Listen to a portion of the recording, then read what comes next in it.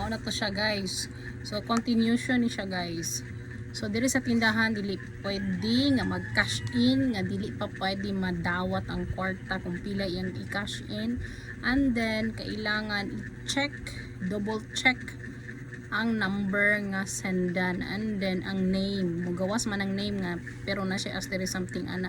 Ipakita gid nimo as always sa imuhang customer kung mao ba ni nga number og mao ba ni siya nga pangalan, and then kuhaon din nimo ang kwarta nga iyang i-cash in, including the charges nga pila imong i-charge sa iyang gina-cash in.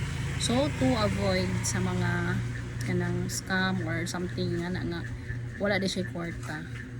Kung moingon manggaling siya nga hala gisugo ra ko ana kini nga number ko nang kan bitong gi-scam pod siya, kay daghan gid nahitabo ana guys kana gi-scam ra dai siya guys, unya pasandan na siya nga number, unya wala di siya kwarta, labi na tigulang or something nga know-how about sa kuan bitaw kanang nailad ra.